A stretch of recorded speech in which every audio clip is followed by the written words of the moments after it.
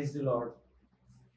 దేవుని ప్రజలారా, ప్రభువైన యేసుక్రీస్తు వారి శ్రేష్టమైన నామమును బట్టి మీ అందరికీ మరొకసారి వందనాలు తెలియజేస్తున్నా. ఈ యొక్క సమయంలో మన కృపావార్త ఛానల్కి మరొకసారి మీ అందరినీ హృదయపూర్వకంగా ఆహ్వానిస్తున్నానండి. రండి, దేవుని యొక్క వాక్యం ఈరోజు కూడా ధ్యానం చేసుకుందాం. దేవుని యొక్క వాక్యములో దేవుడు నమ్మదగిన వాడు అని దేవుని వాక్యం చెప్తుంది. ఎంత నమ్మదగిన వాడు అంటే, విలాప వాక్యాలు అంటాడు ప్రభు, ఎంతైనా నమ్మదగిన వాడు, ఎంతైనా నమ్మదగిన వాడు. ఈ లోకంలోని నమ్మదగిన వాళ్ళు కనిపించడం అరుదు. ఈ లోకంలో నమ్మకంగా ఉండేవాళ్ళు ఒక్కరు కూడా లేరు. ఒక మాట చెప్పాలంటే, ఎందుకు అనంటే వాళ్ళు మంచోళ్ళే, వాళ్ళు మీకు నమ్మకమైన వాళ్ళే, వాళ్ళలోని కూడా ఏ తప్పు లేదు. కానీ పరిస్థితులన్నీ మనిషికి చేతిలోని అనుకూలంగా ఉండవు. పరిస్థితులన్నీ మనిషి అనుకున్నట్టుగా జరగవు. కనుక వాళ్ళు నమ్మదగినట్టుగా ఉండాలనుకున్నా ఉండలేని పరిస్థితులు. కానీ దేవునికి ఆ పరిస్థితులు లేవు. ఎందుకునంటే ఆయన సర్వశక్తిమంతుడు, ఆయన ఏమైనా చేయగలడు, ఎంతైనా చేయగలడు. అందుకని దేవుని యొక్క వాక్యం ఏం చెప్తుందంటే, ఈ దేవుని యొక్క లేఖనాల్లో మనము నమ్మదగని వారమైనా సరే ఆయన నమ్మదగిన వాడును, నీతిమంతుడు. మనం నమ్మదగిన వాడు, యేసు ప్రభువా నువ్వే దేవుడు అని అప్పుడే అంటాము. అదే సమయంలో మళ్ళా లోకం వైపు చూస్తూ ఉంటాం.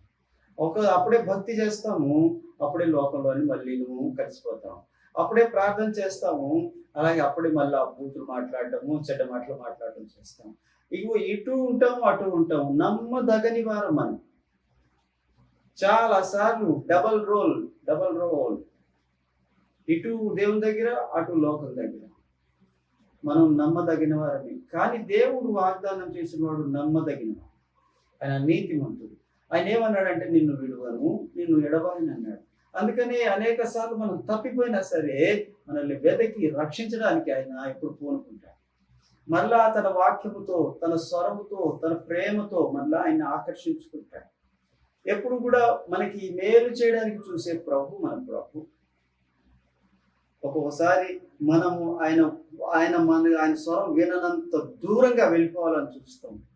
కానీ యెహోవా హస్తాలు కొరచగా లేవు, ఎక్కడికైనా సరే నిన్ను పట్టుకోవడానికి వస్తాడు. ఆయన నమ్మదగిన దేవుడు. దేవుని యొక్క వాక్యం చెప్తుందంటే, ఆపత్కాలములో నమ్ముకొనదగిన సహాయకుడు. కీర్తన 46:1 రాసి ఉంటుంది ఈ మాట. ఆయన ఆపత్కాలములో నమ్ముకొనదగిన సహాయకుడు అటండి, సహాయకుడు. ఇదిగో మీకు ఒక చిన్న సంఘటన జరిగింది చెప్తాను. ఒక పెద్ద వయసు ఆవిడికి రాత్రి మీద ఈ బ్రెయిన్ స్ట్రోక్ వచ్చింది. ఇంట్లోని ఎవరు లేరు, కుమార్తె ఒక్కరితే ఉన్నారు. ఆమె యవనస్తున్నారు. వాళ్ళమ్మ అలా పడిపోయేసరికి, ఎవరు సహాయం లేకపోయేసరికి ఏం చేయాలో అర్థం కాక చాలా కంగారైపోతుంది. కాలు చేతులు ఆడట్లేదు, భయపడిపోతుంది. ఆ భయపడుతున్న సమయంలో ఒక మంచి తలంపు వచ్చింది. ఇప్పుడు నేను ఎవరిని పిలవలేను, ఇది అర్ధరాత్రి, అమ్మ పరిస్థితి చూస్తే ఇలా ఉంది, నేను ఇలా వదిలేస్తే అమ్మ చనిపోతుంది, ఇప్పుడు నేను ఏం చేయాలి అనుకుంది. వెంటనే మోకరించింది, ప్రార్థన చేసింది, ఏడుస్తుంది, 2 చేతులు ఎత్తి, ప్రభువా నా తల్లిని కాపాడువా, ఇప్పుడు నాకు సహాయం చేసే వాళ్ళు ఎవరు నా చుట్టుపక్కల కనబడట్లేదు, దయచేసి నాకు ఎవరైనా ఒక సహాయాన్ని పంపించండి అని నమ్మదగిన సహాయకుడిని, ప్రభువుని, యేసుక్రీస్తు వారిని బ్రతిలాడుకోవడం మొదలెట్టింది. ఆయన ఏమన్నాడు, నాకు మొర్ర పెట్టుము, నేను నిన్ను విడిపించదను అని వాగ్దానం చేసిన దేవుడు. ఇగో నాకు మొర్ర పెట్టుము, నేను ఉత్తరం ఇచ్చేదను అని చెప్పిన దేవుడు. నాకు మొర్ర పెట్టుము, నువ్వు గ్రహింపలేని గూఢమైన సంగతులు నీకు బయలుపరుస్తాను అని చెప్పిన దేవుడు. ఆ మాట ఆవిడ జ్ఞాపకం వచ్చి మరి మోకరించి ఆ మూలకు వెళ్ళి ఏడుస్తూ ప్రార్థన చేసింది. ఏడుస్తూ ప్రార్థన చేస్తే ఆ 1 గంట అర్ధరాత్రి అప్పుడే మరి తనకు తెలిసిన ఒక వ్యక్తి ఆ వైపు, ఆటో డ్రైవర్ అయినా ఆ వైపు వచ్చి కిరాయి దించేసి వెళ్తూ ఉండగా ఈ ఇంటిలోని లైట్ ఇంకా వెలుగుతూ ఉండడము, ఇంకా వీళ్ళైతే మెలకుగానే ఉన్నారు అని ఒక్కసారి పలకరిద్దామని అక్కడికి వచ్చాడు. ఎందుకంటే తలుపులు తీసే ఉన్నాయి, ట్యూబ్ లైట్ వెలుగుతుంది, పలకరించాలని వచ్చాడు. వచ్చినప్పటికి ఏడుపు వినిపిస్తుంది లోపల. అక్క అని పిలిచాడు. తమ్ముడు అంటూ వెంటనే ప్రార్థనలో ఉన్న వ్యక్తి వెంటనే లేచి వచ్చింది. అమ్మకి బాగలేదురా అని అన్నది. అంతే, వెంటనే అదే ఆటోలోని వేసుకొని హాస్పిటల్కి తీసుకెళ్ళారు. తీసుకెళ్ళి వెంటనే ఆవిడకి తక్షణమే వైద్యం దొరికింది. ఆ డాక్టర్లు ఏం చెప్పారంటే, ఇంకొద్ది సమయము లేట్ అయితే ఆ యొక్క స్ట్రోక్ లేకపోతే ఆ బ్లీడింగ్ అది ఎక్కువైపోయి మా చేతిలో నుండి దాటిపోయేది, పక్షవాతం వచ్చేది. కానీ మీరు సరైన సమయానికి తీసుకొచ్చారు కాబట్టి మేము ఆమెను కాపాడగలిగాము. ఆయన ఆపత్కాలంలో నమ్ముకొనదగిన సహాయకుడు. నీకు ఆపత్కాలంలోని ఎవరు దగ్గర లేరా? ఒకవేళ ఆపత్కాలంలో నీ దగ్గర డబ్బులు లేవా? ఒకవేళ ఆపత్కాలంలోని నీకు కావలసినంత అంగబలం లేదా? నీకు ఆపత్కాలంలో కావలసిన మాట చాతుర్యం లేదా? అయితే భయపడకు. ఇవన్నీ కలిపి ఒక్కరిలోనే ఉంది. ఆయనే ప్రభువైన యేసుక్రీస్తు. ఆయన అంటాడు, నేను ఆపత్కాలంలో నమ్ముకొనదగిన సహాయకుడు. మనము నమ్మదగని వారమైనా సరే ఆయన నమ్మదగిన వాడు. నువ్వు నిన్న పాపం చేసావు, ఇక నేను విడిపించను. నువ్వు నాకు విరోధంగా ఉన్నావు, జీవిస్తున్నావు, నేను విడిపించను. నువ్వు ఇగో ఈ యొక్క చెడ్డ పనులు చేస్తున్నావు, చెడ్డ బలహీనతల్లో ఉన్నావు కాబట్టి నువ్వంటే నాకు అసహ్యం అని తోసివేసే దేవుడు కాదు. ఆయనకి ప్రతిరోజు నూతనముగా నీ మీద వాత్సల్యం పుడుతుందంట. నిన్నటివి ఈరోజు జ్ఞాపకం పెట్టుకోడు ఆయన. నిన్నటివే ఈరోజు మళ్ళా కొత్తగా, ఒక తల్లికి ఎలాగైతే ఒక బిడ్డ తప్పు చేసినప్పుడు నిన్నటి తప్పుని వాళ్ళు జ్ఞాపకం పెట్టుకోకుండా మరలా భోజనం పెడతాదో, మరలా ఆ బిడ్డకి సేవ చేస్తుందో, మరలా ఆ బిడ్డ మీద ప్రేమ చూపిస్తుందో, అలాగే మన ప్రభు కూడా మన పట్ల ప్రేమ చూపించే దేవుడు. ఆయన ప్రేమ చూపించడంలోని తల్లి కంటే గొప్ప. దేవుని యొక్క ప్రజలారా, ఆయన ఎంతైనా నమ్మదగిన వాడు అని ఈ సంఘటన మనకి తెలియజేస్తుంది. ఎప్పుడు కూడా ఆపత్కాలంలో నువ్వు ఇప్పుడు భయపడకు. ఆయన నీకు ఒక ఆధారం ఉంది, నీకు ఒక ఆశ్రయం ఉంది. ఆయన ఆశ్రయించేవారు ఎంత మాత్రము లోకంలో సిగ్గుపరిచే దేవుడు కాదాయన. ఆపత్కాలంలో నువ్వు నమ్ముకొనదగిన సహాయకుడు. అదే ఇంకొక మాట ఏం చెప్తాంటే దేవుని యొక్క లేఖనాల్లో, తన కుమారుని సహవాసమునకు పిలిచిన దేవుడు నమ్మదగిన వాడట. తన కుమారుని సహవాసమునకు మిమ్మును పిలిచిన దేవుడు నమ్మదగిన వాడు. ఈ రోజున పాపులం మనం, నశించి నరకానికి వెళ్ళవలసిన వారం మనం. మన యొక్క పాత స్థితి, పాప స్థితిని బట్టి ఎంత మాత్రము పరలోకానికి వెళ్ళడానికి అర్హులం కాము మనం. కానీ ప్రభు ఎంత గొప్పవాడంటే తన కుమారుని సహవాసానికి పిలిచాడు. ఆయన కుమారుడు ఎవరంటే పరిశుద్ధుడైన యేసుక్రీస్తు ప్రభువారు.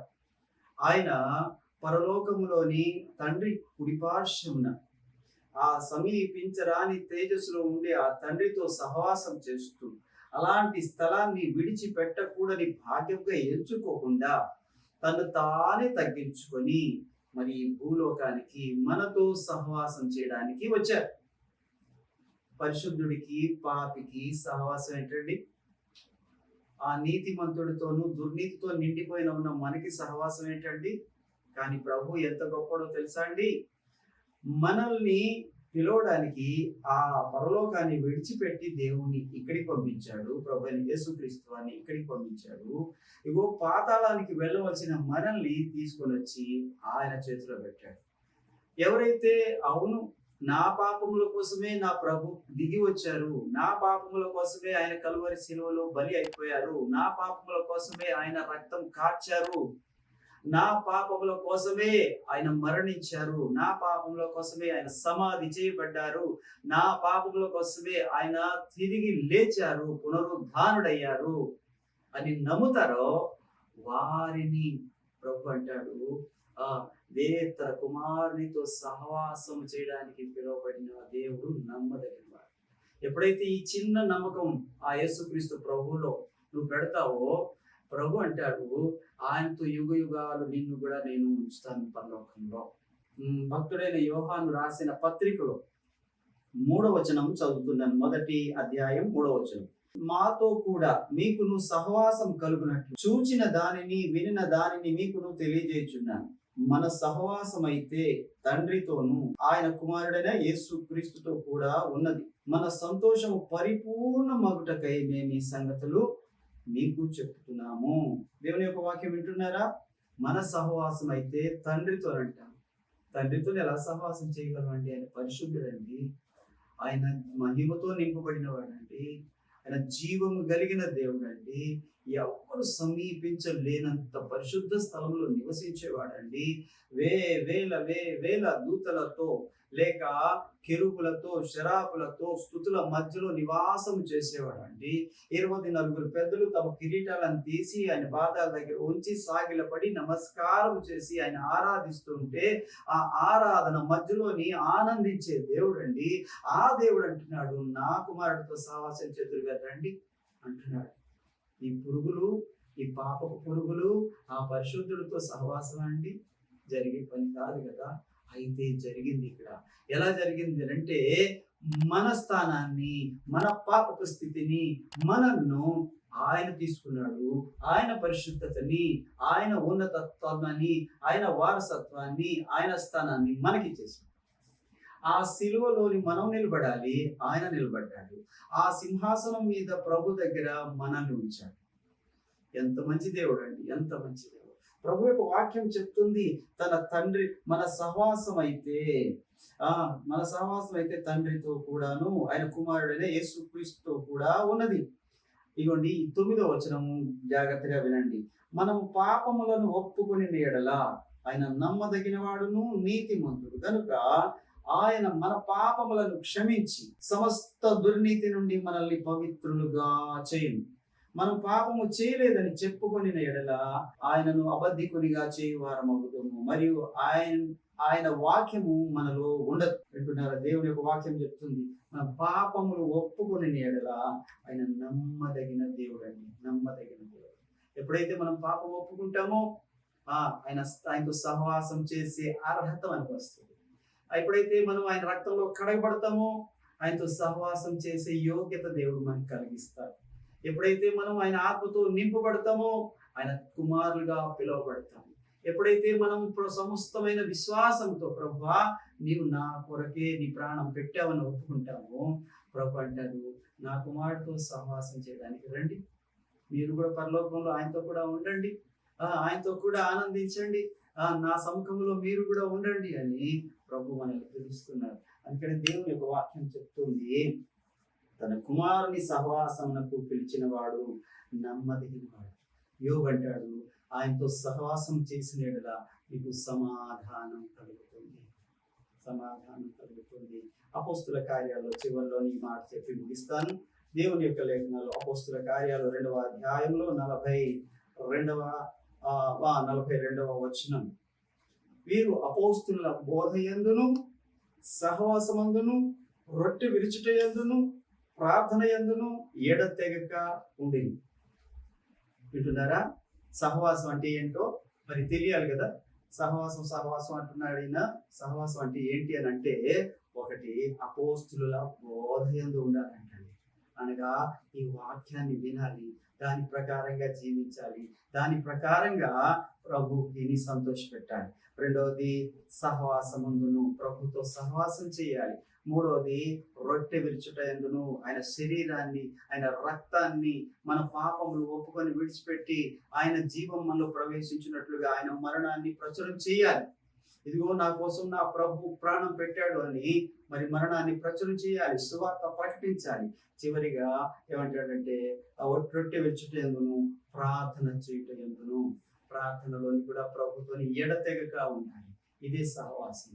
వాక్యం ఉండాలి, సహవాసం ఉండాలి, రొట్టె విరుచుట ఉండాలి, ప్రార్థన. ఈ 4 పునాదులు అన్నమాట, 4 పునాదులు. ఈ పునాది ఎక్కడైతే ఉంటుందో దాని మీద బంగారం లాంటి ఇల్లును కట్టుకోవచ్చు పరలోకం, లేక వెండి ఇల్లు కట్టుకోవచ్చు, లేకపోతే వెలగల రాళ్ల ఇల్లు కట్టుకోవచ్చు. అదే సమయంలో సరిగా నువ్వు చేయకపోతే కర్ర గడ్డి కొయ్యి కాలువలు కూడా కట్టవచ్చు. ఈ సమయంలో దేవుడు నీతో మాట్లాడుతుందంటే మనం నమ్మదగని వారమైన ఆయన నమ్మదగిన వాడు. రెండోది ఆయన నమ్ముకునదగిన సహాయకుడు. మూడోది ఆయన కుమారుని సహవాసమునకు పిలిచిన తండ్రి నమ్మదగిన వాడు. ఆ నమ్మదగిన వారిని అనుసరిద్దాం, ఆరాధిద్దాం. దేవుడి పరిశుద్ధ వాక్యము మన వినికిడిలో దీవించునుగాక. Praise the lord.